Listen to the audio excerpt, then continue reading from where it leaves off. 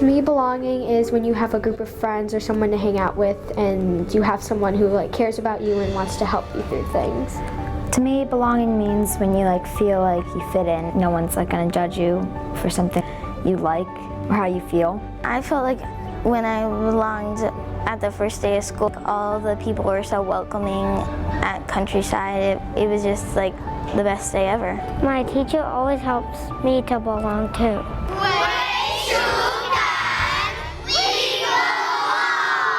To me, belonging means that you feel comfortable and you can feel like your complete, authentic self around a group of people. I like participating in a bunch of different activities like basketball or drama or band, so I can meet new people and I can make new friends.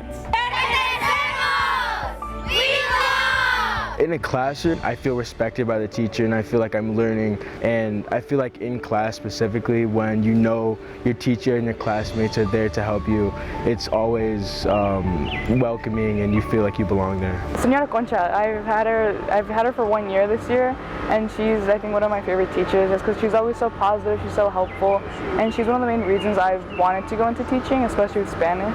Belonging kind of means having this place in a group of people where you have some sort of shared interest. To be able to do different activities like our dances and Winterfest, Springfest has definitely really helped me come outside of my comfort zone and really express myself and help me feel welcome inside the high school.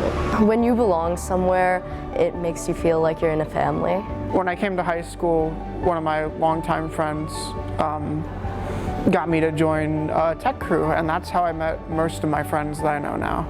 The word belonging means being part of a community, is being basically family, more than family. Our teacher, Ms. Rodriguez, she always makes us feel really happy, and she always works her hardest to make sure everyone feels included and safe in her classroom. When I feel like I belong to someone, I feel really happy, and it just means a lot to me because I can trust someone that's being nice. Belonging to me means that you feel comfortable within yourself. So by getting to know everyone's interests, we can gain a better understanding of them. To belong means to have a family or community in which you can really be yourself in. I think being on the wrestling team or any team in general just helps you show who you are because it's something that you want to do. I feel pretty much confident that I'm moving around on the stage and dancing. It feels great inside too when you move around. So I feel pretty proud of myself. The word belonging means where you feel that you're most comfortable and you feel at home. With any class that you feel like you can connect with the people that are around you, that's going to improve your mood. And sometimes days when you come to school where you're just not feeling the best, we all have those days. These aren't always easy years. Having those people to relate to, even in just one class, can really help your outlook for the entirety of a week or maybe just a day. But it's a helpful force for sure. Belonging means that you fit in and you're a part of a group. When I first got here, I was shy, so making friends. How to make friends is shake your hand, say what's your name, and we'll be friends. I feel like I belong when people invite me to clubs or invite me to play with them. If someone is feeling down, I'll maybe go over and see what's wrong and try to solve the problem. Well, I played football all 4 years at the high school, and really when you join the football team, you're joining a family. And joining that family, we even call each other brothers. That's how we kind of refer to each other. Coach Sanchez, he is kind of like this leader of the pack, and he acts like a father figure to a lot of us. During 8th hour for me, which is choir, we have choir, and it's just all my friends and everyone's there, and we're all just supporting each other and encouraging each other to be the best that we can be in every way. And then we all just lift each other up, and it feels like we're just all having a party together. Belonging is feeling a part of something bigger, and something more than just yourself or even a group of people. I was a big supporter of the football team. I never played football. I went to every single football game. I went to, I think, 2 of the plays this year. I went to a couple of tennis matches, never seen tennis before. But it's realizing that, this is one big school. I feel it in the school because I've been in the school the whole years I've been in here, all the grades from pre-kinder all the way to 5th to where I am now. And this whole time, everyone's like been so nice. Like the teachers are really nice. Everyone's super generous. My name is Carolyn and I belong. My name is Jackie and I belong. My name's Logan and I belong. My name is Alex and I belong. My name is Michaela. And my name is Meryl, and we belong. My name is Hugo and I belong. My name is Maya and I belong. My name is Emma. And my name's Natalie. And we belong. My name is Ash and I belong. Mi nombre es Alondra y estamos todos unidos. Mi nombre es Daisy y yo pertenezco. My name is Brian and I belong. My name is Amy and I belong. My name is Lindsay. My name is Anushka and we belong. My name is Grayson and I belong. My name is Avery. My name is Henry and we belong. My name is Lucas and I belong. My name is Zach and I belong. My name is Ellison and I belong. My name is Shaden and I belong. My name's Ian Lacey and I belong. My name is Patrick and I belong.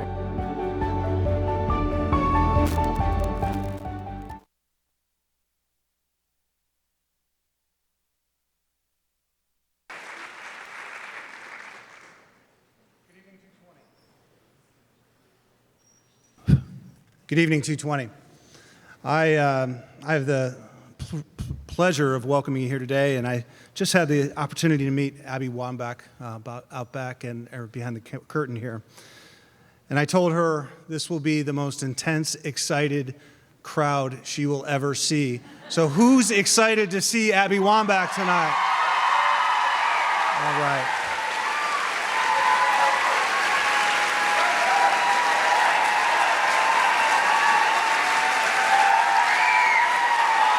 Wow. I don't know if she can hear me, but I didn't get that kind of greeting when I showed up as superintendent a year ago. I'll tell you what. If you don't know me, my name is Dr. Robert Hunt. I am proud to serve as the superintendent of schools at Barrington 220. I'd like to welcome you here to Barrington High School for this amazing event. Before we get going, there's a few thank yous. I want to thank our staff that have helped make all of this possible tonight to make sure this was a great evening where we could welcome Abby and she could deliver her courageous story. I want to thank Courageous Community for sponsoring and bringing them here. And I want to thank you for showing up, demonstrating that you care, that you want to learn more, and that you have a passion to understand a little bit more about an individual who is so inspirational. I will tell you, I had the opportunity to sit back and watch Abby interact with some of our students, and I've also had the opportunity to see a lot of professional athletes come and go through schools, and I think you're going to be so impressed with how authentic and real and powerful the message is tonight. Every year coming into a school year, I think about a theme, what we can kind of center our staff around, and it's kind of make it relevant for what we do as a school, but also relevant to what's going on within the community. The video you saw was made for our opening day, and the theme for this school year is #WeBelong220. For me, belonging is simply having an affinity for and feeling connected to a place.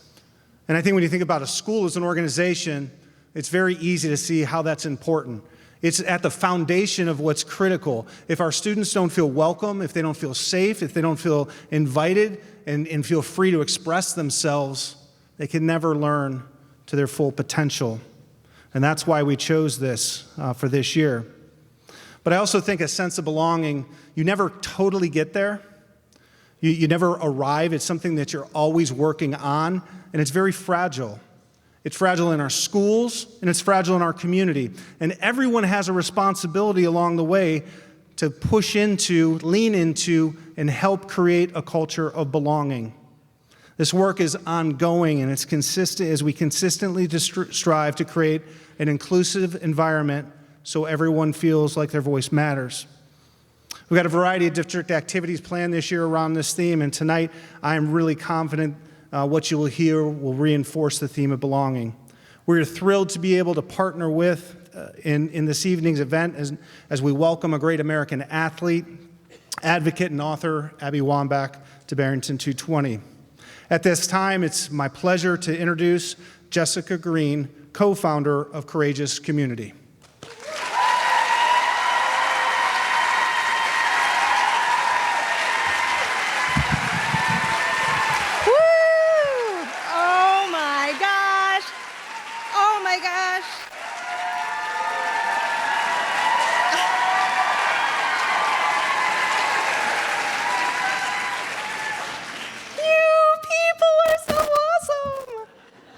I just want you to know, as a BHS grad, this is just like a dream come true for me. Seriously, thank you for being here. Thank you for showing up, and thank you for being part of this fantastic evening tonight.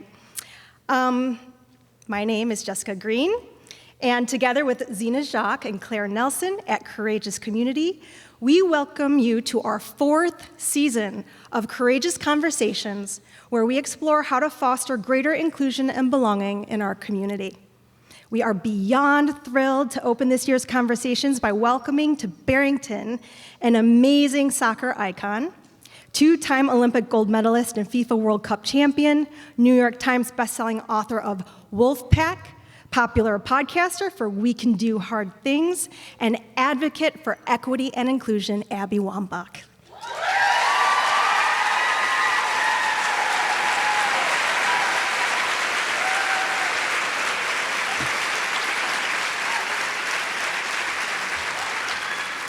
We at Courageous Community have been waiting so long for this. Truly, it was in December that we were thinking, who would Barrington like to hear from? We are so glad she said yes to us, and we couldn't be more proud and excited to welcome her here tonight. So have we got any soccer fans in the house?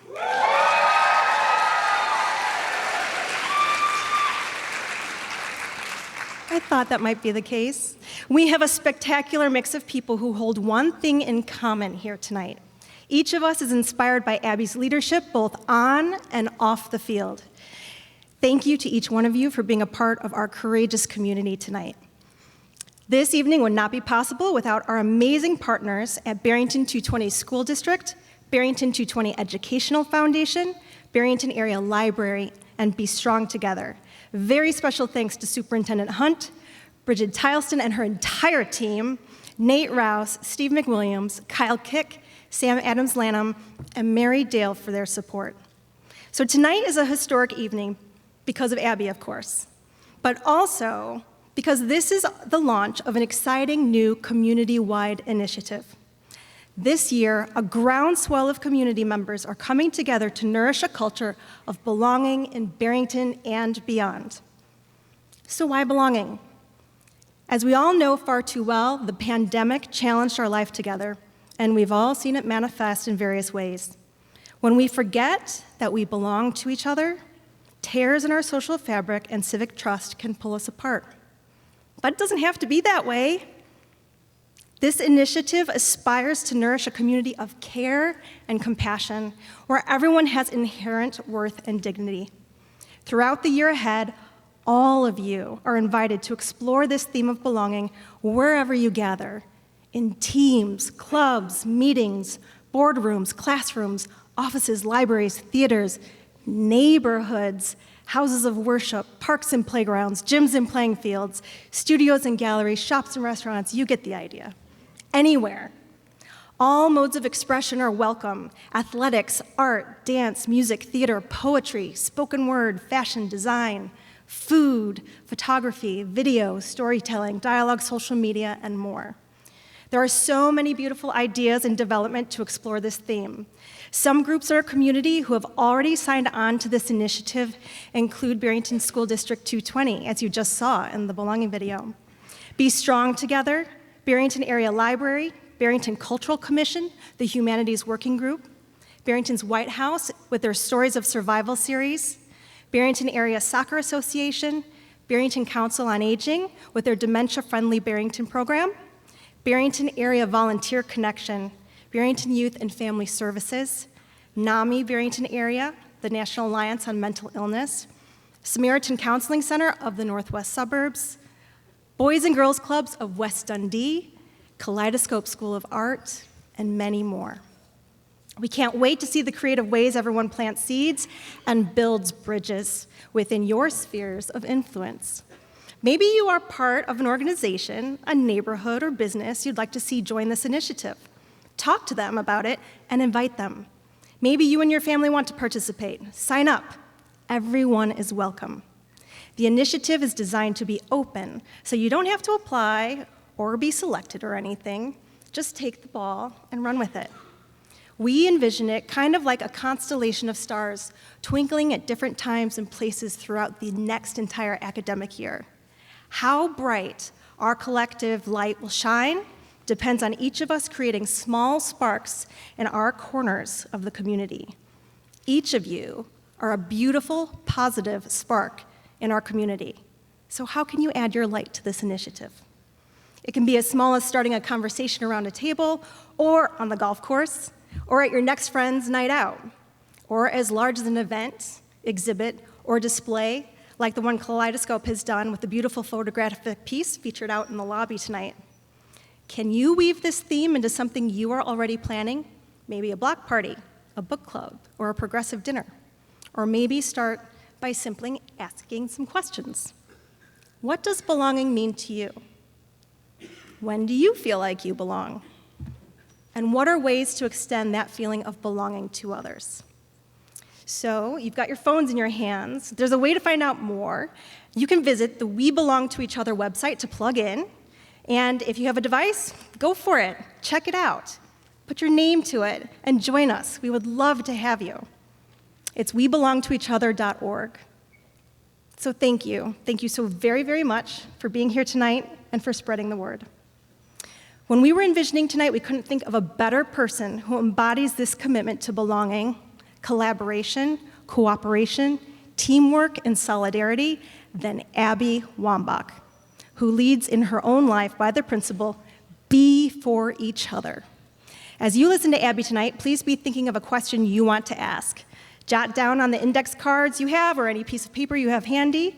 And at the end of Zina's conversation with Abby, we will circulate to collect your questions and ask as many as time allows. Just send them down to the end of the aisles, this way, and we'll pick them up. Before we welcome my co-host and dear friend, Reverend Dr. Zina Jacque and Abby to the stage, let's look at some highlights from Abby's historic career.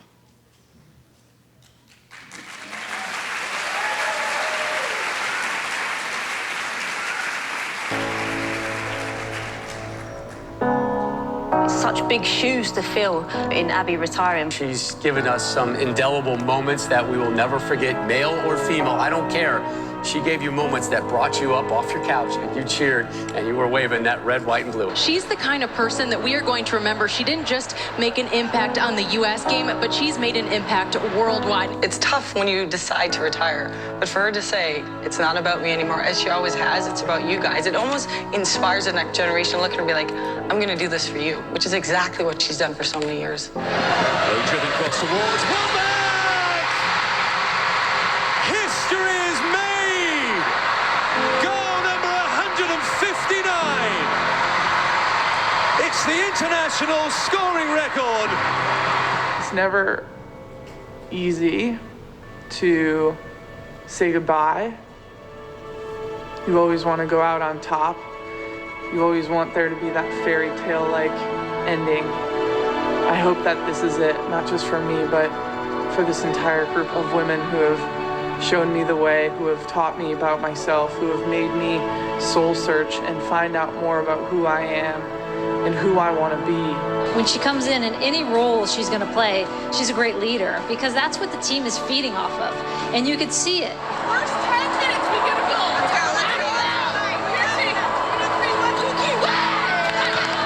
To the middle, 1 minute. There's one. Wambach, 1-0 US. 184th international goal, her 14th World Cup goal. That's it. Game over. The drought is over. The US wins the 2015 Women's World Cup. All of this for us started when we were little, and we had a dream.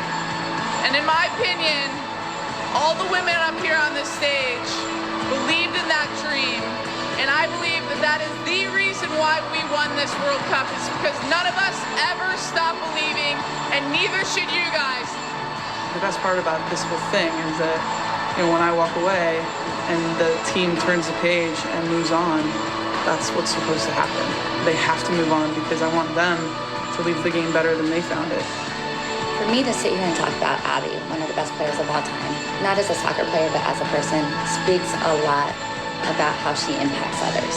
And for me, she's more than just a soccer player. She's so much more than that. Abby's impact on not only soccer, but women's sports has been one that I don't think someone can really match. I'm the luckiest person, I feel like, on the planet, and it's not because of any individual award or even playing on the grandest stage. It's because I've been able to share it.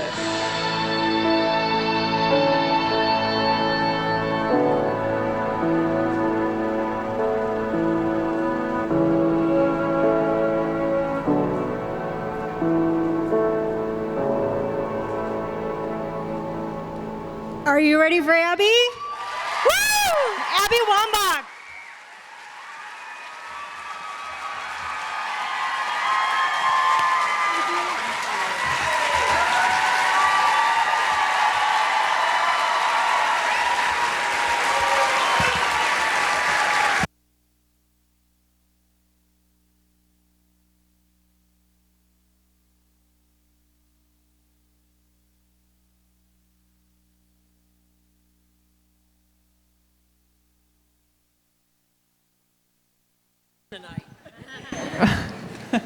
Thank you. Also, can we just give a special thank you to Jessica and Claire? I have the pleasure of doing these every so often, and very rarely is a crowd as excited and energized, and very rarely is it as wonderfully organized and detailed by such wonderful people. So Jessica and Claire, thank you. Amen. Amen. We have been waiting for this night a long time. And you have been busy since you retired. I don't know that we can call this retirement. I am told that... Thank you. Yeah, well, I agree. No. You know, you've launched the largest women's-led soccer organization, Angel City Football Club. Yeah, that's right. Seen you on ESPN, told there's a movie being made about your life. There's this podcast. Have you ever heard of Glennon Doyle? Thought I would check with your sister-in-law and your beloved wife. We Can Do Hard Things. Surfing is also on the list that you've learning to surf, and you parent these 3 amazing people. You've been busy. Yeah. So as you show up here tonight, Abby, how's your heart? That's not usually the first question I get when I do these. Thank you. Yes, I have put myself in the middle of a few things since I've retired. But one thing my agent said to me early in my retirement, he was trying to teach me how to make my own calendar. Like on my phone, I didn't know how to do that. I had to learn how to be an adult. And so he was trying to teach me that, and I was upset because I felt like I don't know what I'm doing with the day. Can the general manager of the U.S. soccer team just keep sending me a schedule of what to do, when to eat? Like, seriously, like as an athlete, that was really comforting, knowing that there were all these decisions that were made for me. And then it was, you know, the job of my agent to help me into the first part of my retirement from soccer. And he said, but now you get to decide. And I was like, okay, that's scary. But you talk about surfing, and I've been able to go snow skiing. I hadn't snow skied since I was in 8th grade. There's so many things that I couldn't do because of my job. So I've just been out kind of exploring them. I never thought that I'd be a professional sports team owner, though. That one was a bit of a surprise, you know, because I made women professional athlete money, not men athlete professional money. But to answer your question, I am really content.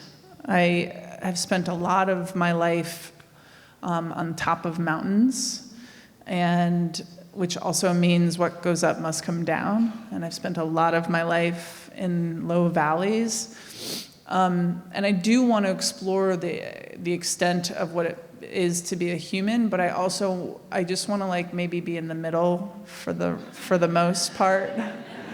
And so I'm exploring contentment in that way, and that's been really wonderful. Our kids are in such a cool age.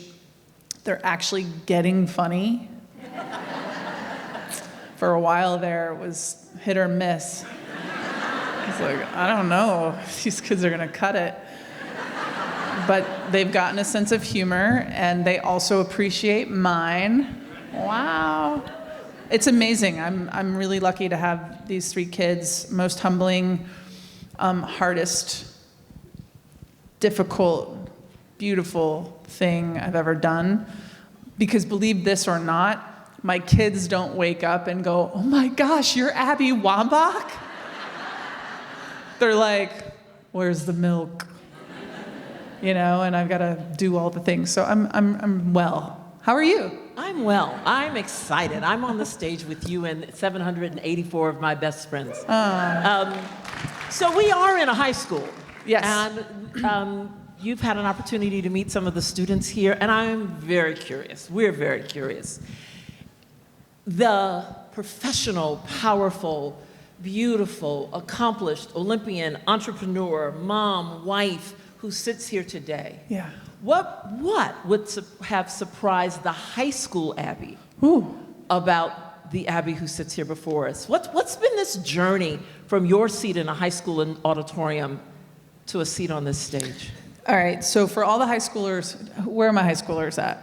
All right. So you know when you're in high school and all, like the thing that just keeps going round and round in your head, like, what am I doing? What am I doing? What is this? What am I supposed to be doing? Why am I here? What is this? That lasted up until about 6 years ago. So I'm very sorry to tell you. You know, I think that I would love to have known then that I would get to a place, not that I figured it out, but that my reason why wouldn't be so important to know the answer to as I get older. I was obsessed with looking at the stars as a high schooler and obsessed with knowing why am I here? And which led me down a lot of paths. I'm a seeker, some healthy, some unhealthy. And always just questioning, like, well, what is this? You know, I was raised in a big family, and I'm appreciative of the life that I was able to live, but in high school, I didn't know anything. And I still don't.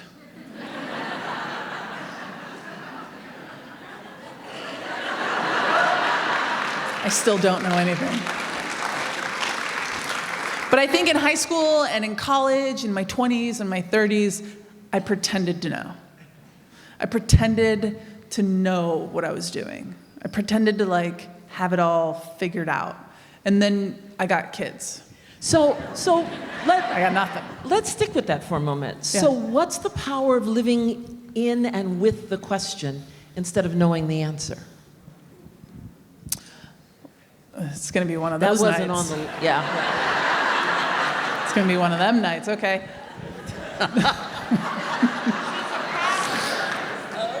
I think the idea, you know, when I was a kid, 2 and 3 years old, I was raised Catholic. I spent my life in those early years knowing all the words to the songs, singing my heart out. They'd put me on the pews because I was like they were showing me off that I could sing all of the church songs. And like as time went on, I felt more density inside the walls of a church. And so I think because I, first of all, didn't see myself in the pulpit, I didn't feel myself inside. I didn't feel like I could be myself. Like the world was telling me, your little gay heart, be quiet, don't tell anybody, crawl inside yourself. Like, that's a big why, right? That's a big how can my humanity be wrong? And so I've spent a lot of my life trying to unlearn the negative messaging that the church sent me as a child. And I think my mom on some level, because I think she knew on some level. I mean, I was basically dressed like this as like a 6-year-old. She would like force me into my white dress on Sundays. I don't want to wear this, and I'd rip it off. I mean, I think she knew when I was a really young kid. And so I think to go back to like what you were trying to get at, I've been in search of always something more out there, because I was taught that what was in here wasn't it. And there's an argument to be made that I did a really good job for a while because I was able to win gold medals and all of that, but it took me down a really dark path. And I think I'm now in the part of my life where I'm like turning a little way more inward, able to look at myself and say, you are not an abomination, you are perfect just the way you are. And yes, thank you.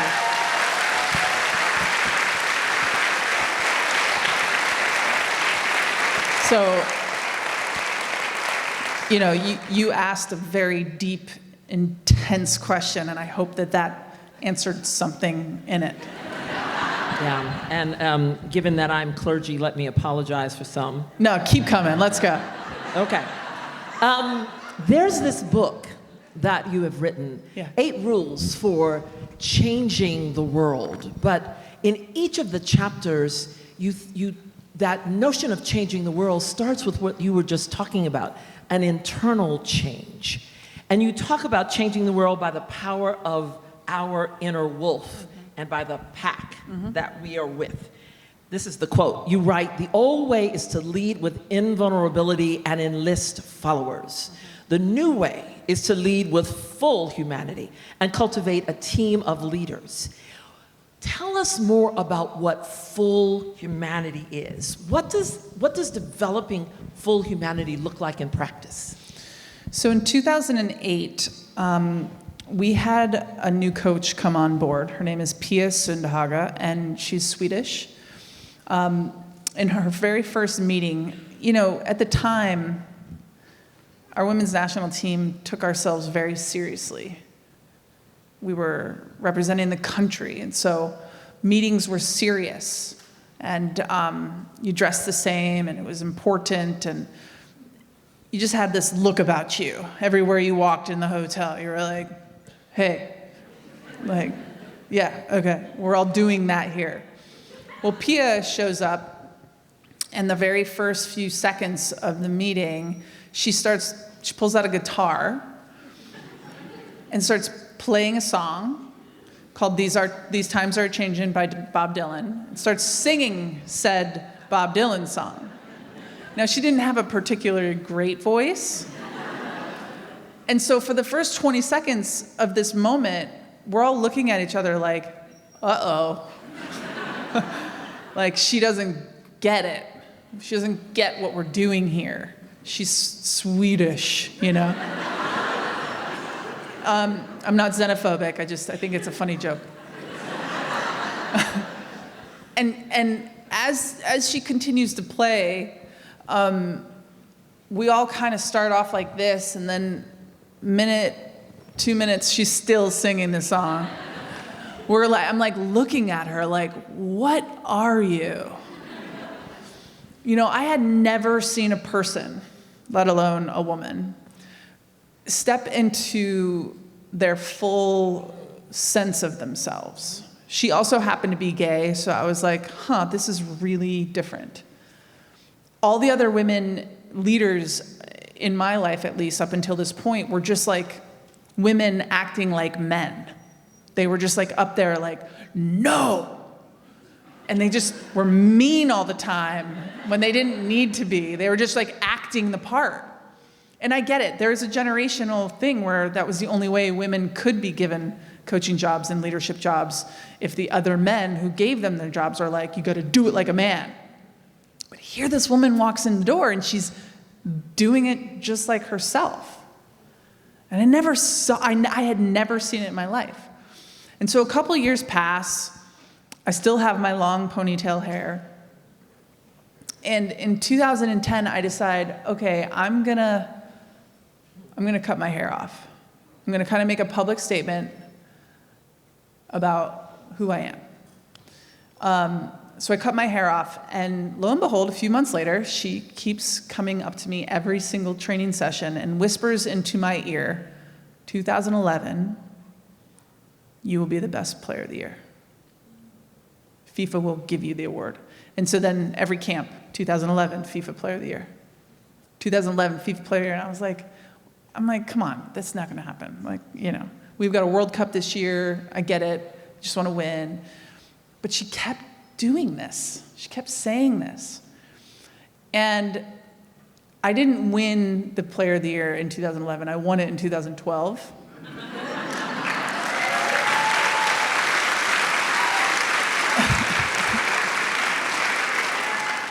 And I think, to answer your question, I think what is so important when I look at the whole of my career, statistically I had the best stats in 2011 and 2012.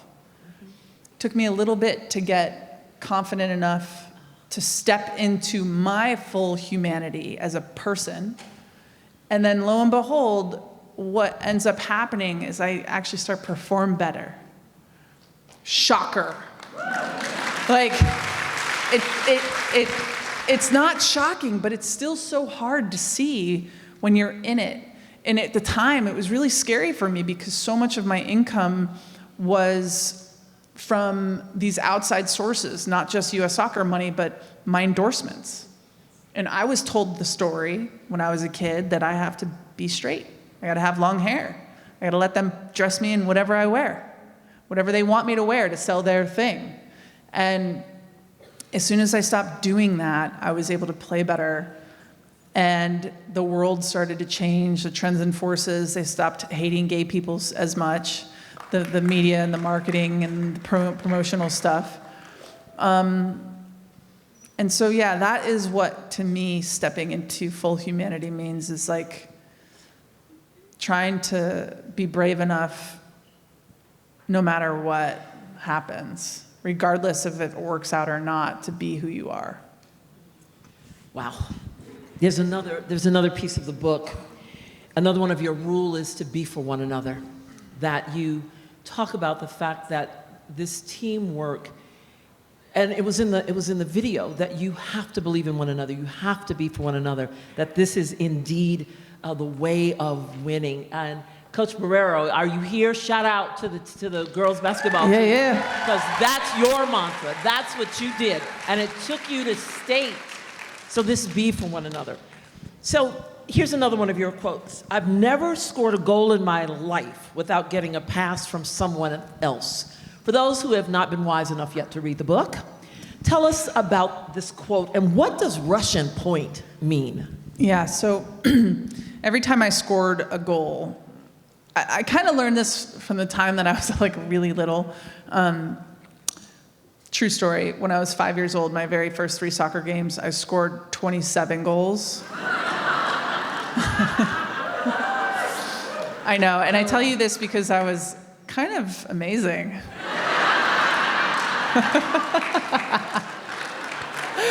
I was. And my mom pulls me aside, and I was telling the folks backstage, and she pulls me aside, and she's like, so don't you want to pass the ball? And at 5 years old, I looked up at her and I said, well, I thought the whole point of a soccer game is to score more goals than the other team. So if I can do that better than them, what's the problem? She's like, okay, we're gonna have to work on your humility a little bit. But the truth is, that is true. And you need people to pass you the ball in order to score.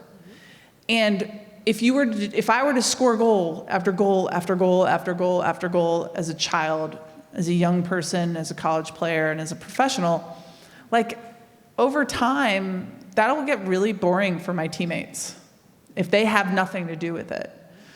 And so I wish I could say that pointing is because I'm just like the best person in the world.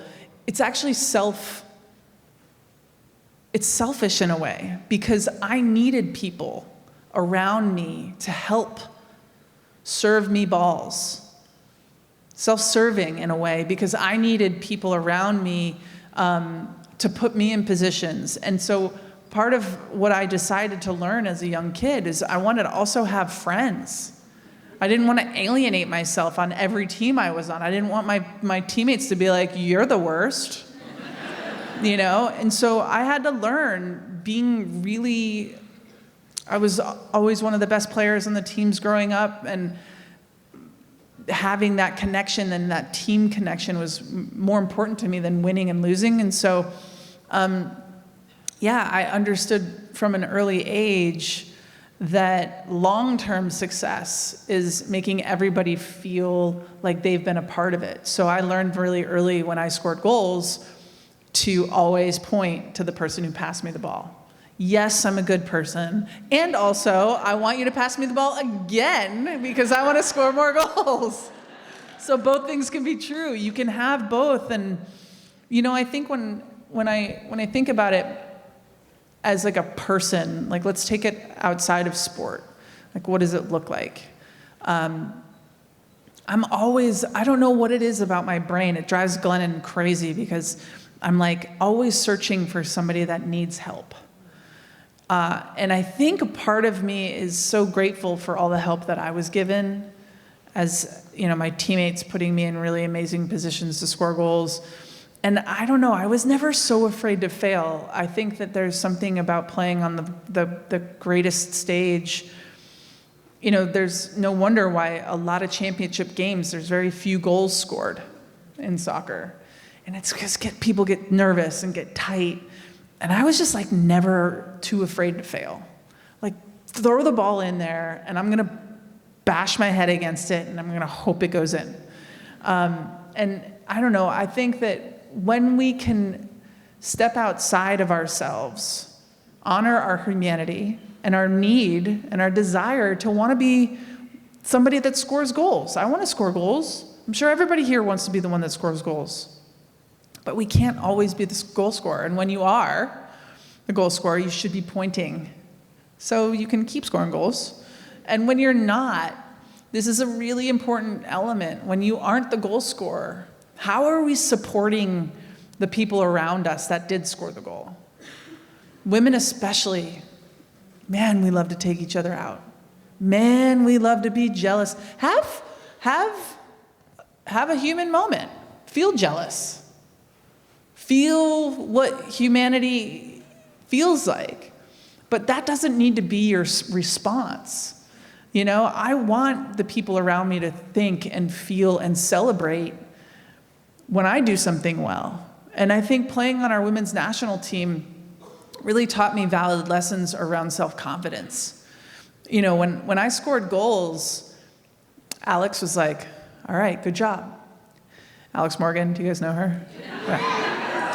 And when she scored goals, I was like, good job. And then it gave me an opportunity to turn my own volume up.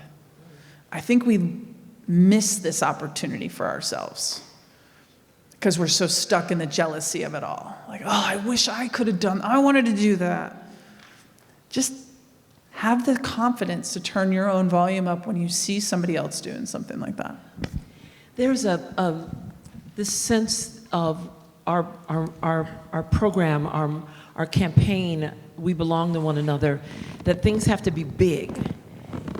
But what I just heard you say is that the small acts can be just as important as the big acts. So you're a big act. But thank you. Yeah. But can you tell a story about a small act that someone did for you that means something to you right now? Uh-oh. I'm a little worried. Okay, I just told Glennon this story the other day. She was surprised not to know this about me. So I have a real fear of body odor, my own. And she was like trying to ask me about it. She's like, you're always so concerned. You're always asking me, do I smell? Like, I'm always like, Glennon, do I smell? Do I stink? She's like, no, I've never actually once smelt bad BO coming from you. Like if you've gone on a run, yes. After the New York City Marathon, yes. And we started talking about it, and she's like, where does this live inside of you? Why are you so afraid of me thinking that you smell?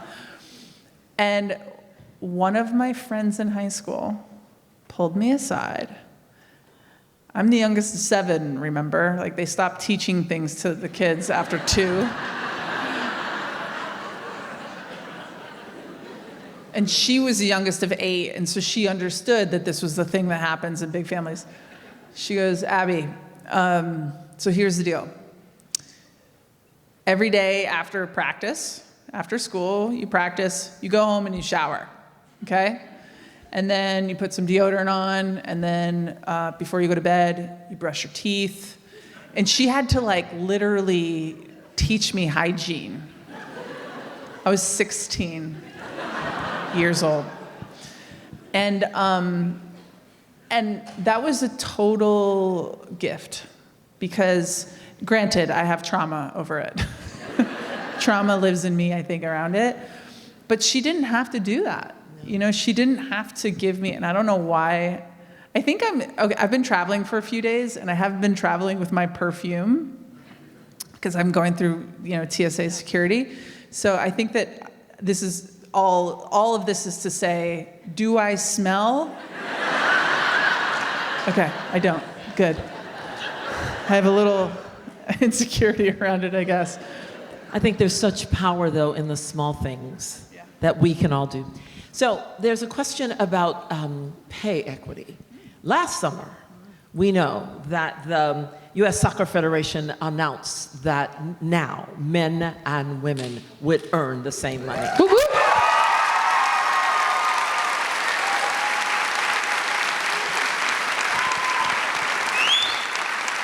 Would not be had it not been for you. How did you feel when that was announced? Jealous. You gotta be human, right? It's interesting because when I wrote this book, this was philosophy. I was philosophizing on the idea of and the dream of equality. And so when they reached a settlement with U.S. Soccer, I remember I cried a little bit. And then I spent the entire day texting everybody you've never heard of that had a role in it happening. There were many presidents that came before the current, though you could argue there was limiting contributors, things that they did that contributed to the inequity. I'm also mindful that we were talking about this backstage too. You can't have today's consciousness and judge yourself on 5 years ago, 10 years ago decisions. I think that that's something that I just won't do. And I know that there was a lot of progress that was made to get us to where we were 10 years ago and 5 years ago, and huge progress to get this settlement. But I just think that overall, I feel so proud that the next generation, this current team, was able to stand up and say things that I was too afraid to. They were able to point at U.S. Soccer and say, no, enough is enough. I wasn't courageous like that. And so I look at them in awe. I also am really proud of Cindy Parlow-Cohn, who is U.S. Soccer's president right now, a former teammate of mine.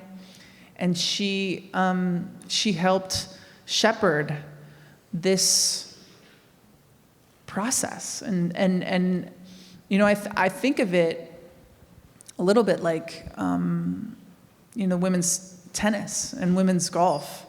There's a lot of differences because those are individual sports, and soccer is a team sport. But this is a win for all women everywhere because it makes it possible, right? It puts this little idea bubble in our heads, in our hearts, like, oh, yeah. And honestly, you know, I look at some of the kids at the Angel City FC games, that's going to be their standard.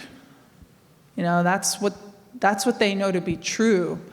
And I think that there's something really beautiful and special, and I'm just so curious to know what is going to happen. I really do want them to send me a check. Just like $1. I'm going to frame it. I've told them I want this $1 check. I will send them a $1 bill. Just send me a check, and it will symbolically live on my wall somewhere. I mean, if you want to send me more, I'll take it. It's fine. That decision wouldn't have been made, though, had not all the work happened in generations before. And you'd say in Wolfpack that each generation has a responsibility to move the ball forward.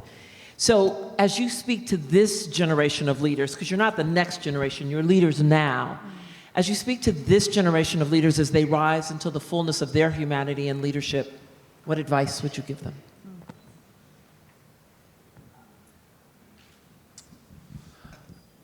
You know, I think our world feels a little polarized and hard at times to figure out what is true. Everybody comes from different places and different homes and some different countries and cities, and that changes the way that we see the world. It changes perspective. It changes the way that we were all educated, and some of us were educated long ago. That changes things.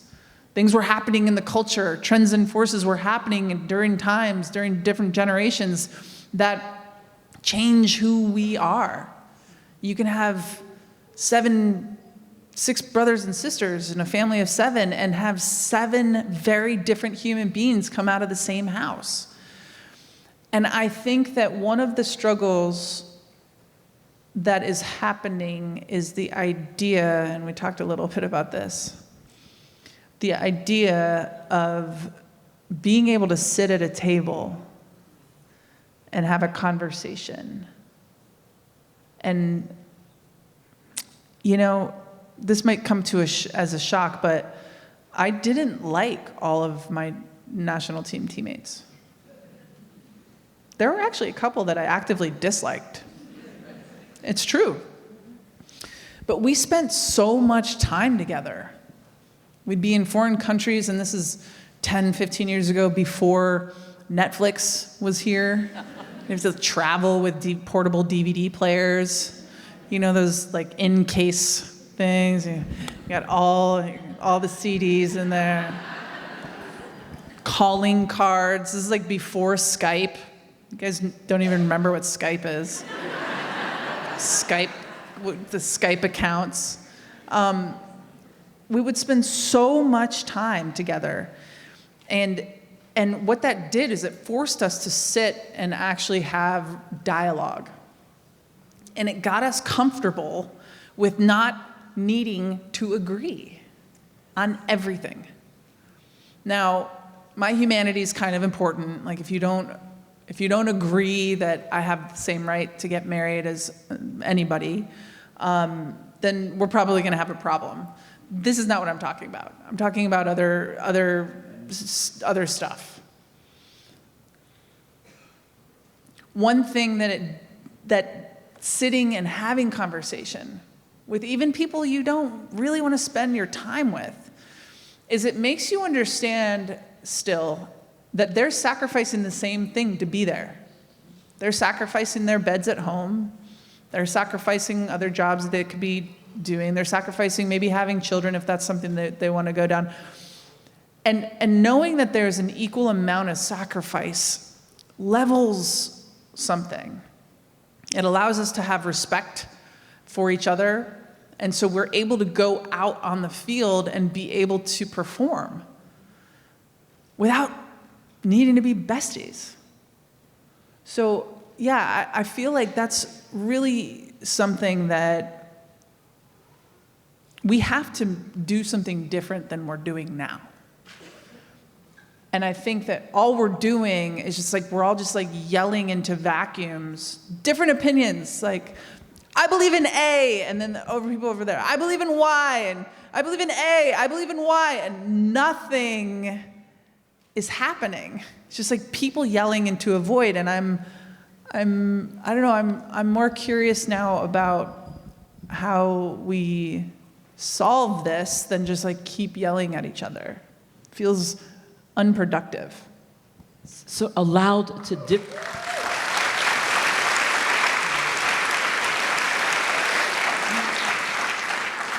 allowed to differ, resolved to stay together.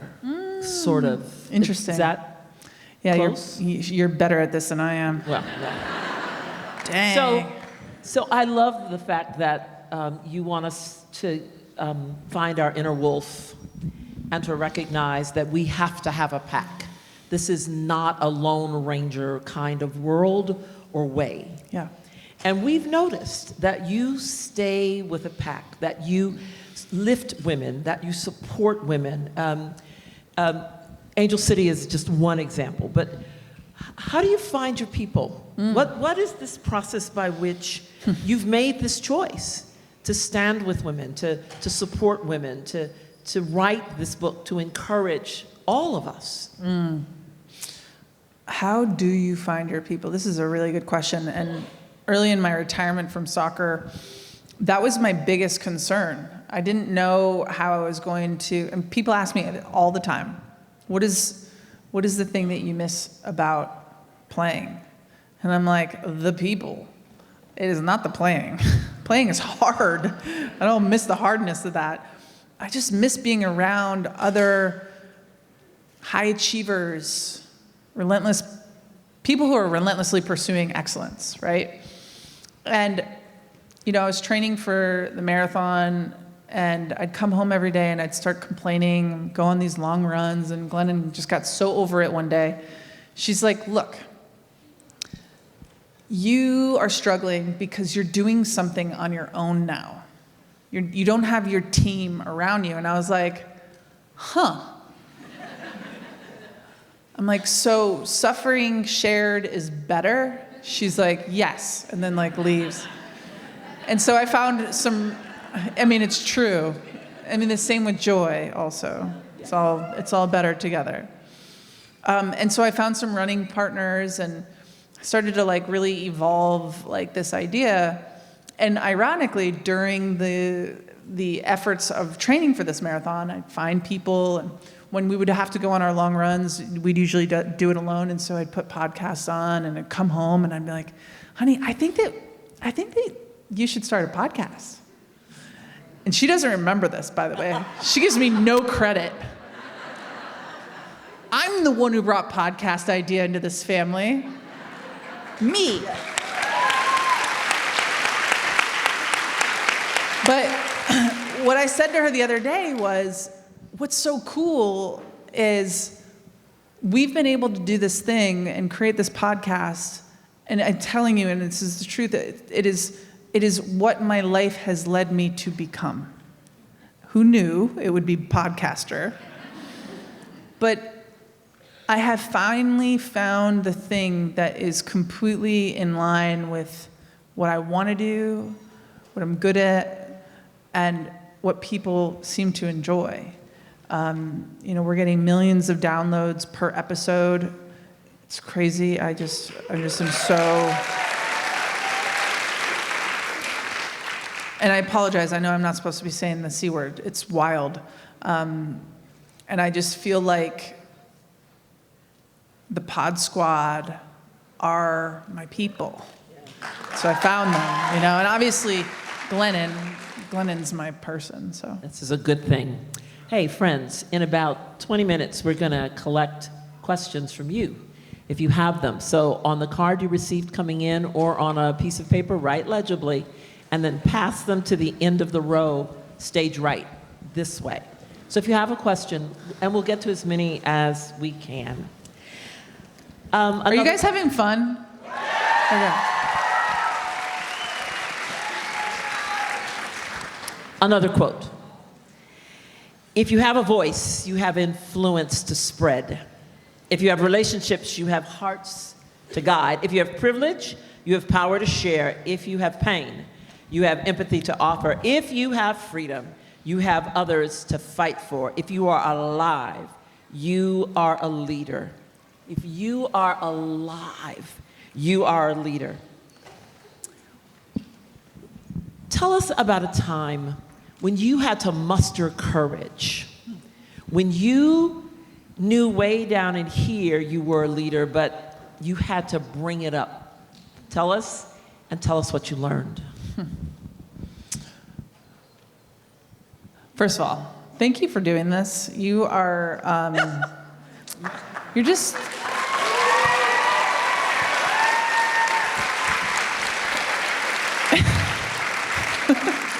Like the way that you're reading my own quotes, I'm like, yes. That is how I meant to say it. Just like that. It's amazing. I really appreciate you being here. A time where I was, okay, I'm just gonna get truthy here, really honest. So the most important moment of my life that I needed to step into my leadership was the moment I left jail after getting a DUI 6 years ago. I've been sober ever since. And it's funny when you start looking at your whole life and the whole ecosystem of your life from a sober lens. It's funny what you're able to deal with, number one. It's funny what you find, number two. And I think that it was the first time in my life that I made a real choice to take care of myself. And I never really done that before. I went through a whole career, really, I did good, but I beat my body up the whole time. And I thought that was what was worthy of celebration in the end. I put my body at a lot of risk, my brain at a lot of risk. I dealt with a lot of pressure that I was self-medicating. I think it was the first time, and some might argue this point, I don't know. But it's the first time I feel like I was in complete truth of leadership and capable, and it was the first time I think I was honest with myself, really honest with myself about what was going on in my life. I was going through a divorce, and I just left this big career, and I didn't know what I was going to do next, and all these things. And leadership isn't just about what you do when things go well. Oftentimes, it's more about what you do when things don't, and how you respond. And, I remember at the time, my agent, oh, poor guy, when I called him, he was not happy. I remember saying, all right, we're going to have to release a statement, and crafting the statement. I saw my picture on the ticker of the ESPN channel for about a week straight with my mugshot. And that was so horrible, but really important. It woke me up. Wake up. I do think that you get a few of these in life, a few of these whispers, as Oprah would call them. If you don't wake up or listen to the whispers, then life will throw a brick at you. So it's going to eventually get through. Just, protect your face from that brick. And so I woke up, and I think, I came forward and I said right away, I did this. I'm not hiding behind it. This is my mistake. This will never happen again. Never. And I just keep living into the most truth of that every day. And, a lot of times people, you might feel awkward inside your body. I don't have shame around this anymore, so rest easy. This is the thing I'm most proud of. Other than my kids and Glennon and the life that I have with them, I feel like it was the first time I learned how to take care of myself. And when you can do it, when your character is being kind of watched and judged, when you can do it in a time where it's difficult, those are the things. That's what real leadership is messing up and going, I messed up, and it's not going to happen again. There's a power to living into truth, and you've just given us a recipe for that, to face it squarely and not be afraid of it. In the book, you have a You're back. Do you want to stay? Oh, that's so kind of you. It's okay. I'm doing my work. Okay. Sorry to interrupt you, Reverend Doctor. We need to know about that. How do you become a Reverend Doctor? What else are you? It's not important. You become a rebel. That's mostly a rebel. Okay.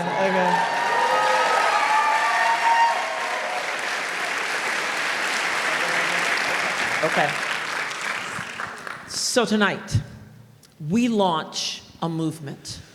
We belong to one another. Can you say that? We belong to one another. We belong to each other. This is a movement. And it's hard to define belonging. Jess will come get it, we promise. Abby, what does belonging mean to you? And how do you know when you have it? And how do you know when you don't have it? Ooh. Okay, so I think diversity, when we talk about diversity, equity, inclusion, belonging, that's what the corporate world kind of talks about. I think diversity and equity are more or less the way that you see what the conglomeration of people are. I think inclusion and belonging are how you make those people feel inside the spaces you've created, right? So diversity is hiring a trans person. And inclusion and belonging is making sure those people have safe places to use the restroom. That they aren't just tolerated, but that during Pride Month, they are celebrated, right?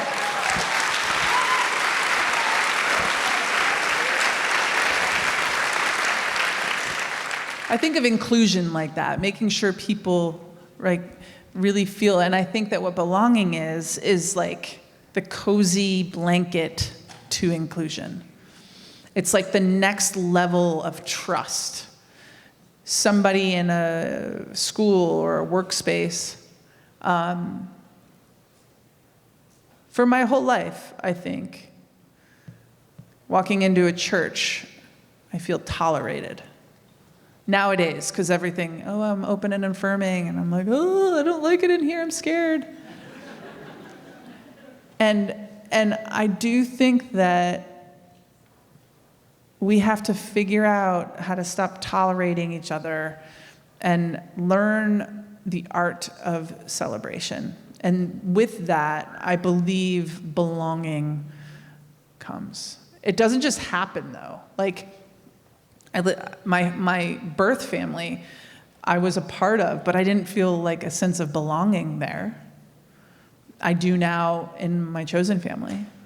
There is a oneness. There is a, I don't know, you know when your kid does something and they're proud of themselves and so they look for you? There's that energetic exchange between two people, and there's a trust and a knowledge and an understanding that your humanity isn't just tolerated here, but it's celebrated. Even if you are big and loud like I am, and it drives my wife crazy, she wouldn't want that part of me to change, because without my big and loudness, our family's boring. She said that to me the other day. She said, oh my gosh, my mom came and visited. Well, I was gone. She's like, okay, so my mom's here. I don't know what to talk to her about. I need your life. I need your vitality. I need your presence, you know? And so I think belonging, this is a long-winded answer, but I think it's the cozy blanket of inclusion.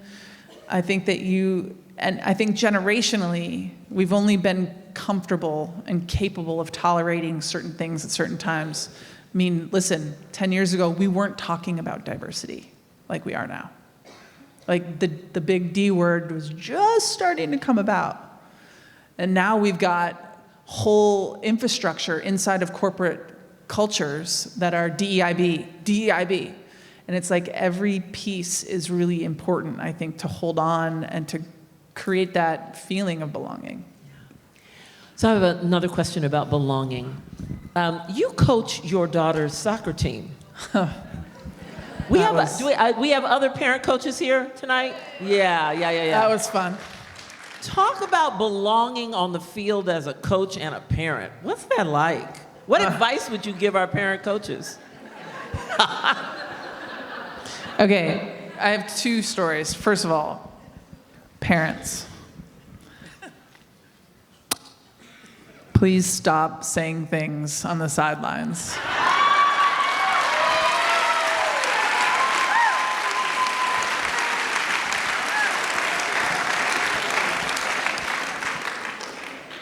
Say no things. 0. All you're allowed to say is, good job. Yay. Because I can't believe what parents do. They're yelling at the referees. We go around handing out blow pops. Stuff it. Because when you think about it, think of it from the perspective of the kid on the field. Their parents are yelling, their coaches are yelling, their teammates are yelling. The parents are yelling at the children. Parents are yelling at the refs, and then they're confused why their kids don't listen to them. Like, it's all very too much. So please, just say no things. Just sit there and watch. That's like all your kids want, okay? To be a parent coach is a little bit more confusing. And for me, especially because all of the first practice, very excited. I'm like, oh, secretly loving that they're so proud that I'm their coach. We're warming up, and I'm passing the ball off and playing in our first game, and one of the kids says, what do you do? And I'm like, oh, I'm a speaker, because I retired just a few years ago. And she said, what did you retire from?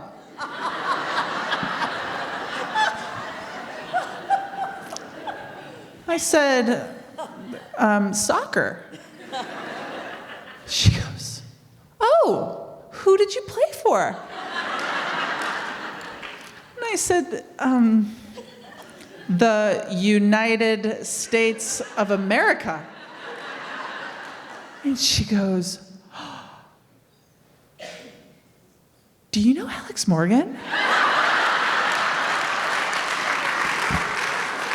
And I was like, yes, I made that kid, man. So be careful what you wish for, because I told them to forget me my last game, and evidently they did. All right, we're going to do some of these rapid fire. Oh, fun. Okay. Do you sing in the shower? I love you. Is what? Do I sing in the shower? Yeah, but then it says, P.S. I love you. No, I'm a terrible singer. What was your worst injury and how'd you come back? Tib-fib fracture. I have a rod that is 1.2 pounds inside my tibia right now. I know, I get to subtract from my weight. Favorite soccer memory? Scoring the goal against Brazil, 2011. Yes. How'd you make sure you didn't get burned out in soccer? Oh, I got burned out all the time. Every week, in fact. But I think the difference maker is, as a pro athlete, you just keep going when you're burned out. You're just like, this is not fun. I guess I'll go train. Something pretty bizarre about that. Best team bonding experience ever? Ooh, we went to Costa Rica and did like whitewater rafting, zip lining. That was so much fun. And then before the Olympics in 2004, we were tapering, which means we didn't have to train nearly as hard for the few days before the tournament starts so that you can be at peak performance. And so we would train for like 20, 30 minutes a day and then go lay in the Mediterranean waters.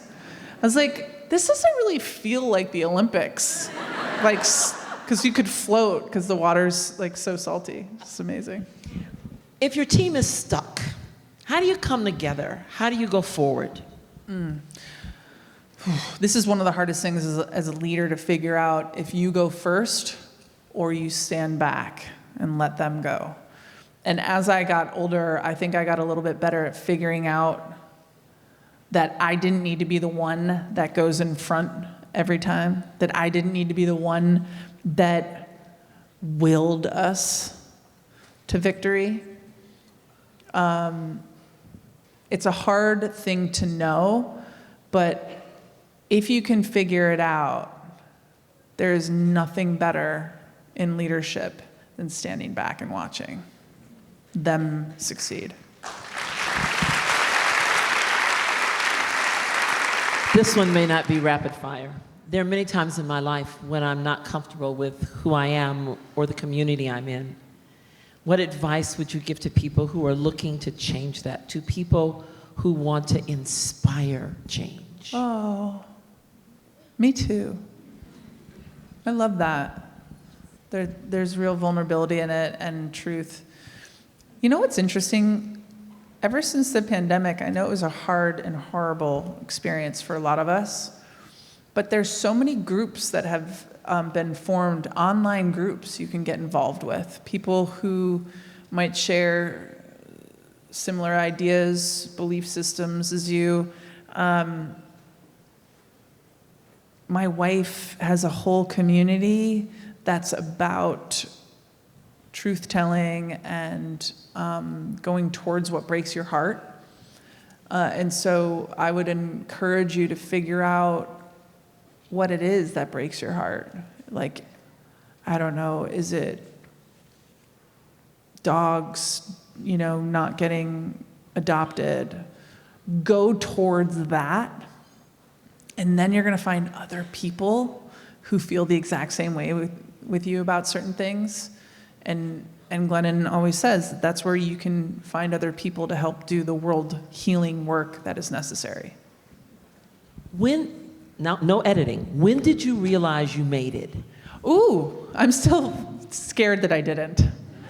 Honestly, and I think that this is a really important lesson. They literally handed me the award for being the best in the world at something.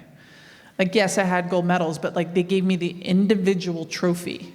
That's like, you won. You did it. Congratulations. You know that an Elf, the best cup of coffee in the world.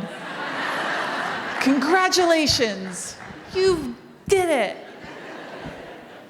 They handed me that trophy, and I didn't feel better than anybody else. I just didn't. I just felt like the same person. I was putting my pants on the same way. I looked the exact same in the mirror. And so, I know that I probably deal with, like many of us marginalized folk that deal with imposter syndrome. I don't know. And I guess that's why Glennon and I have been spending a fair amount of time trying to define what enough is. I think that we all take on the world's desires as our own. Oh, I'm supposed to want this. I'm supposed to have this at this age. I'm supposed to want this for my retirement or whatever. And all of that, you just need to ask yourself and challenge yourself to figure out what it is that you do want in order to figure out if you've made it or not. Because so often a lot of our goals and dreams weren't even our own. You know, I think I spent a whole life playing soccer, winning medals. Yeah, it was awesome. But like, I think that a lot of it was driven because I was just like, hey, Mom, Dad, look, notice me, you know? And so, yeah, I think every day we just have to recommit to figuring out what it is we want so that we know and we have more clear evidence as to, more clear evidence as to why we do what we do and whether or not we did make it. I don't know what make it means. It's kind of I know this is rapid fire, sorry. No, that one wasn't. Okay. And this one's not either. I'm scared and nervous to challenge authority. How do I start? Ugh, me too. I'm so conflict avoidant. I know it might not seem this way, but I am such, I learned so much from my wife in this way. She's so brave and smart, and she goes and says the thing that needs to be said and is always capable of conflict. I'm so conflict avoidant. Don't want to ruffle the feathers, very childhood stuff. And she's gotten me, I think, a lot more comfortable at remembering when you have a hard conversation, what you are really saying is, this relationship matters to me. Period. It doesn't even matter what it's about. Like, if you're having some problem with somebody, no matter what the subject is, you're saying, this matters to me, and I want something to change, or I need something different in order for this to keep going, because I want this. And this is something that Glennon and I talk about a lot. She's like, if I stop coming to you with stuff, I have no care.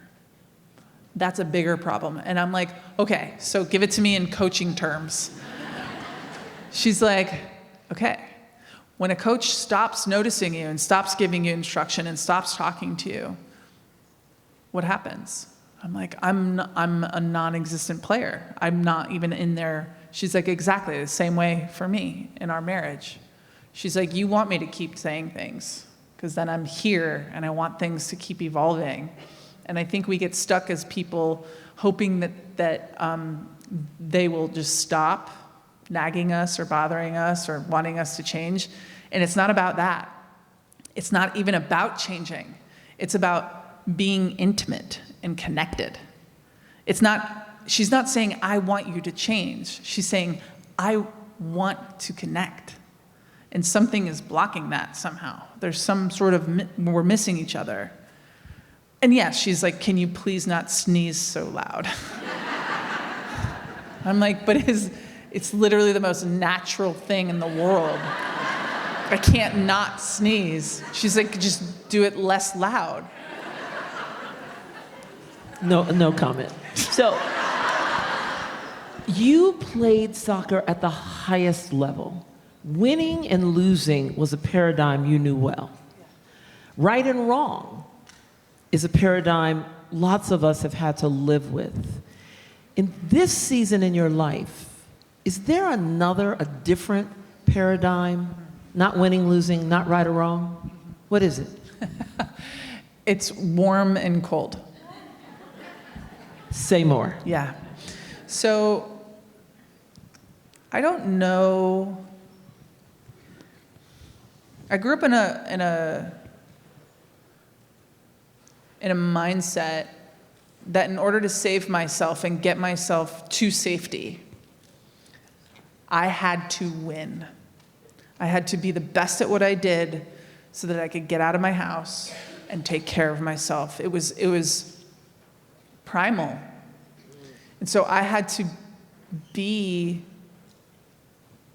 a winner. And so nothing could come into my vortex that wasn't that.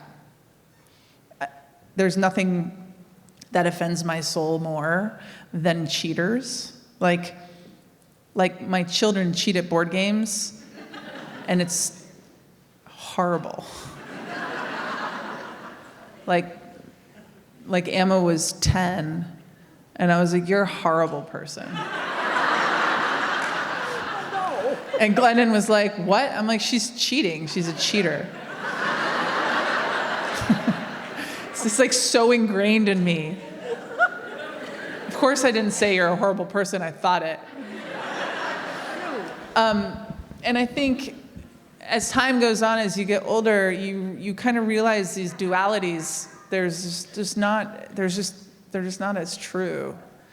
Like, I don't know if there is real winning and real losing. I don't know if there's real good or real bad. Maybe. And so Glennon and I, we work on a warm and a cold system where when we're trying to make, especially, I know this is going to sound super woo-woo, but try it. It works. When we're making big decisions, like before we left Florida to move to Los Angeles, we both asked each other, does this feel warm or cold? And like, it forces you to get in tune with your body, with your energy system, with your physical body. And for women, I think it's a little bit harder because we've been told and taught to not trust ourselves from the beginning, to not instinctively, what is that first, ooh, that was warm. LA feels warm.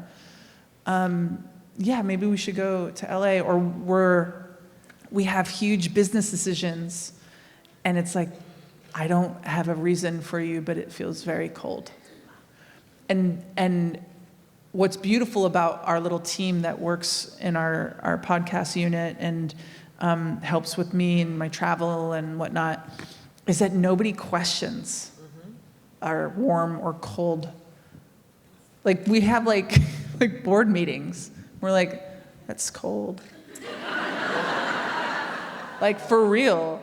And like, we trust each other and our bodies in that way. So yeah, we're right now we're warm and cold people.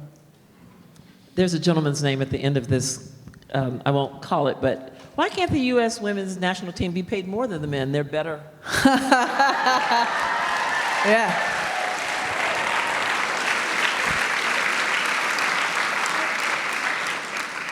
Yeah, I mean, there is an argument for that.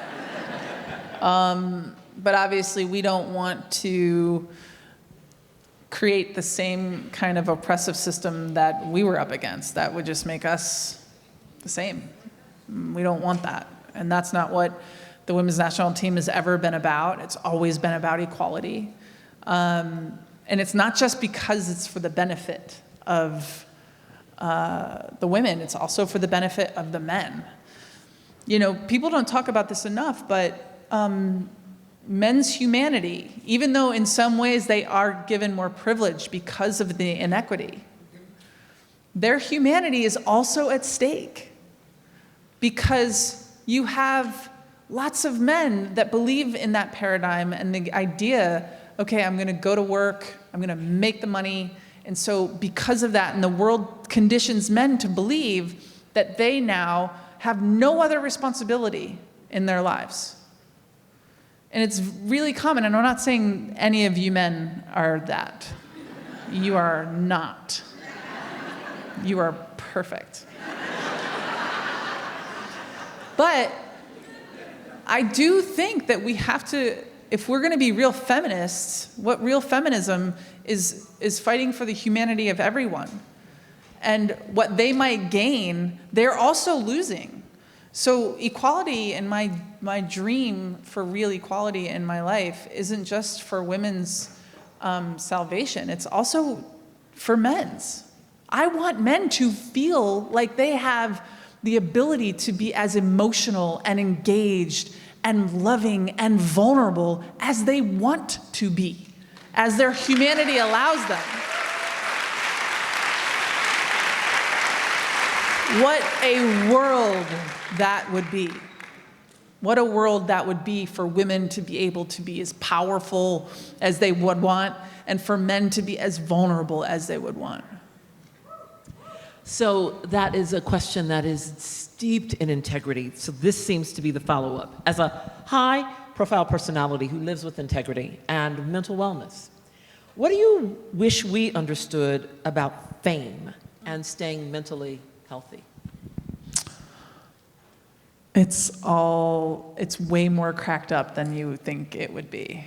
It's way more cool looking from the outside than it is from the inside. And you're like, oh yeah, but it's easy for you to say. Like, there are lots of days where it's like, oh, that feels sweet, like somebody just noticed me.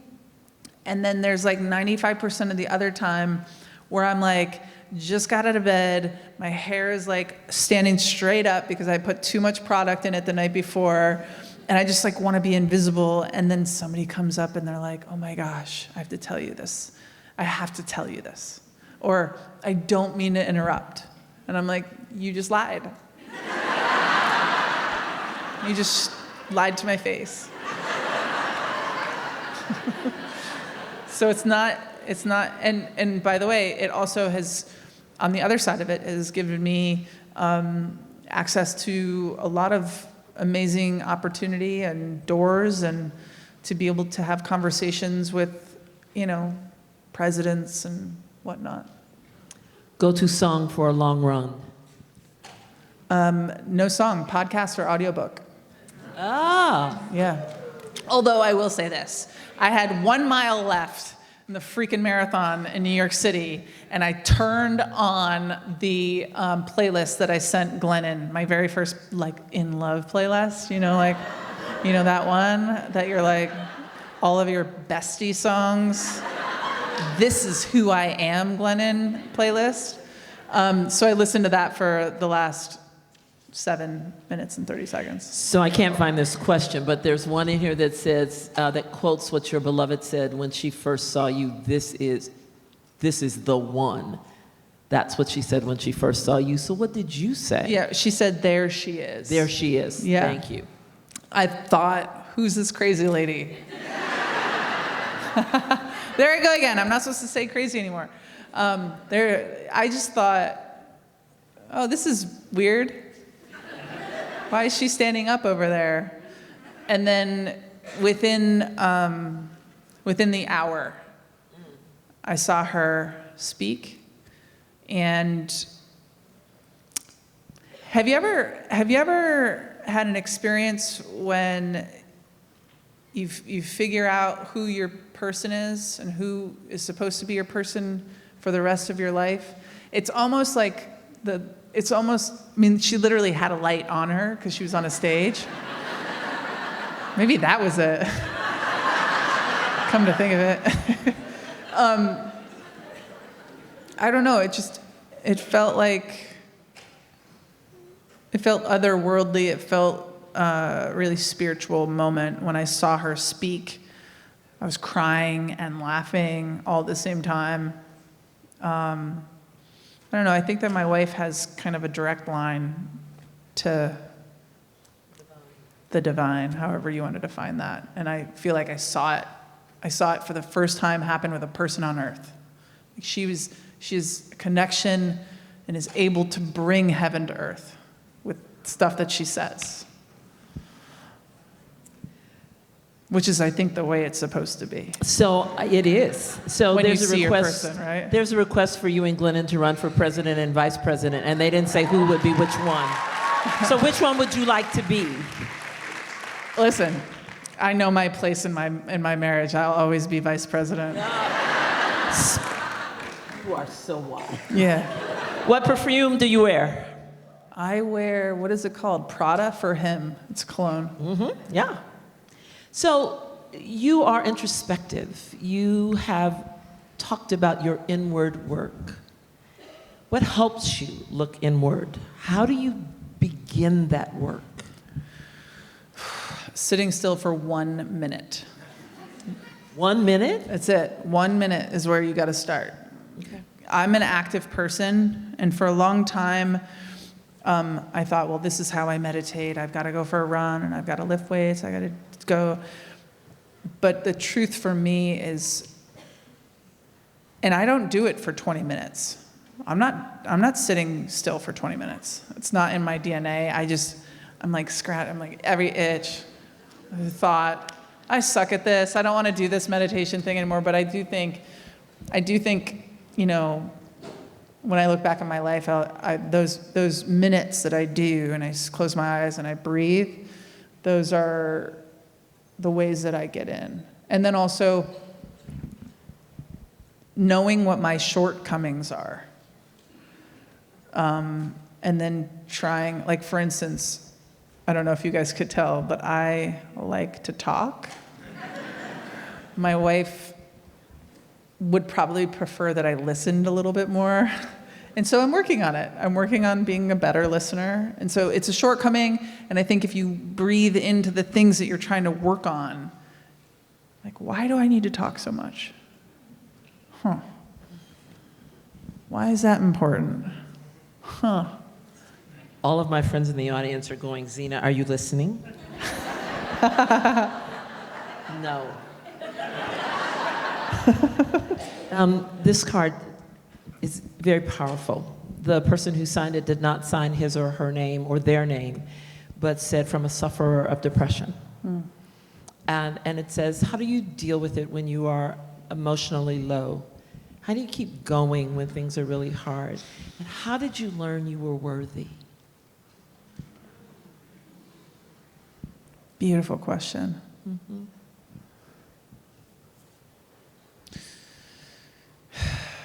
So I have suffered from depression myself.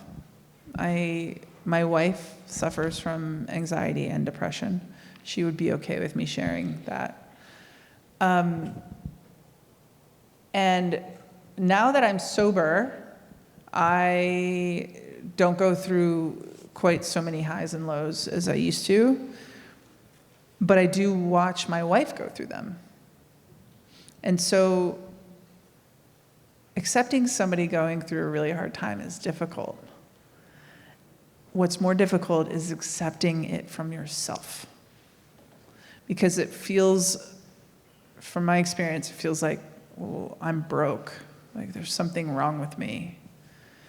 Our family are very big proponents of medication and seeing doctors and getting prescribed if that's something that you're available to. And, you know, I was one of the best at what I did in the world, and I still didn't know I was worthy. I'm like, just this year, I'm like, yeah, you're pretty good. Like, I do try to do good things, and I try my best, but I really suck at loving myself. Like I'm not good at the proactivity of being like, oh, love you. You are so lovable. I spent a lot of my life actually hurting myself, right? And so the last 6 years of my sobriety, I've been forgiving myself for all of that suffering. And now I'm just kind of like, I'm not going to torture my body anymore. And I think that it's giving me a little bit of like the ability to hug and love on myself more. it is the year that I am trying to practice self-love. It's not easy though. A mom, you watch these three beautiful people, souls. How do you help them, or how do you guide them in discovering who they are? The question was, how does a kid discover who they are? Yeah. I ask you that as a mom. Just like the asking questions and more questions and more questions and follow up. It's obviously age specific, but we have a 14, 16, and 19-year-old. And Glenn and I are kind of like this now, like, you're kind of baked. Like you're kind of set. And now it's up to you.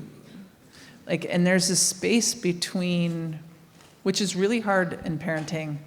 Like, it was just like 2 seconds ago, they were like, can we please sleep in your room? Please let us sleep in your bed. And like, there's like this weird moment where they have to rip. They just detach. And now I'm like, do you guys want to sleep in our bed? And they're like, no, get off, stop. I think one of the most important things, Glennon's a wonderful parent. Craig is a wonderful parent. And one of the things that I bring to our family are questions. We actually play games for dinner. We ask questions. We have this stupid question game. It comes in a red box. What is it called? It's called something. I'll think of it. And so during dinner, we just pull a card out, and everybody has to answer the question. And some of them are like, what is the worst thing that's ever happened to you? And so in order to get to know your kids, you have to ask hard questions that you're scared of hearing the answer to. You know, Glennon did a podcast with Chase. They were interviewing Ocean Vuong, who's this wonderful poet, and it's Chase's favorite poet. And they got into a really interesting conversation about race and how Chase was kind of raised, Chase and the kids are a quarter Japanese, and he was kind of raised as a white person. And his ethnicity and his race weren't really celebrated when they were really young. And he was able to express that to Glennon on a podcast. And she's like, it was the most devastating but important thing that I could hear. And so I think as a parent, we are so afraid that what the kids are going to say is going to break our hearts, and it will. And when the kids do break our hearts, it will make you closer, and it will make them know that they can come to you and then break your heart over and over and over and over again with letting them know who they are, right? And I think, our son, he's in college, and he's got non-binary friends, and he's living with a non-binary person right now, and it's been such a beautiful experience. And we keep asking him, we're like, are your pronouns he, him? Because we're good. If they're not, if they're they, them, or he, they, or whatever, like whatever and he's like, no, I'm still the same pronouns. So you just have to keep asking your kids questions and not be afraid of them breaking your hearts. Because they will, and you will then get closer. Who's been your best teacher? I mean, for sure, Glennon, 100%. 100%. Like, if you are a fan of Glennon, just imagine, thank you. No, we can't. Just imagine living with her. Like, she has her Glennonisms, and they're happening every day. I'm like, can you just say that again? I'll film you, and then I'll put it on internet. She's by far the greatest thing that has ever happened to me. And, I watch the way that she parents, and I get to feel like I'm reparenting myself by the way that I see her interact with our children. It's just really, really something. Yes? Okay. So wrap it up, to wrap it Zina. up. That's what. How do you talk about gratitude in the book? How do you feel grateful, the question is, without feeling guilty? How do you feel grateful without feeling guilty? So you've been given a lot, and you are grateful, but you realize your privilege sets you apart. How do you feel grateful without feeling guilty? I would like to go deeper into this question because I don't think that things are just given to us. I guess maybe as a white person they are. No, truly. I think that my privilege in this white body gives me access. I get to start on, third base.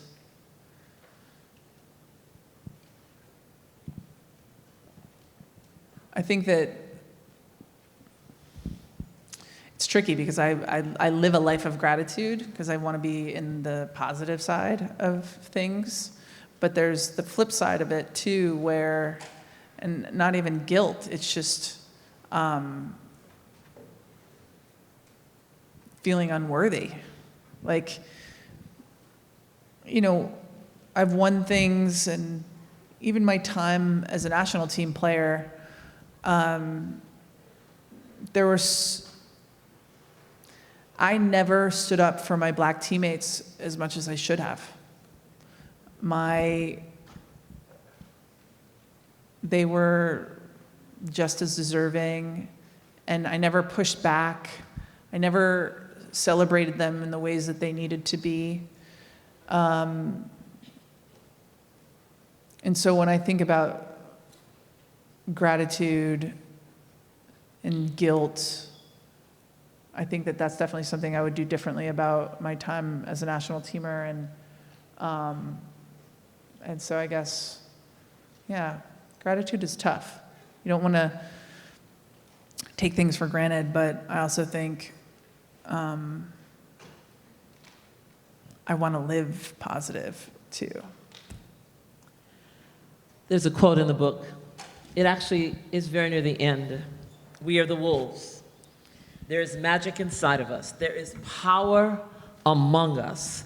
Let's unleash and unite and change the game forever. The game has been changed because you exist. Stand to your feet and thank Abby Wambach. Thank you all.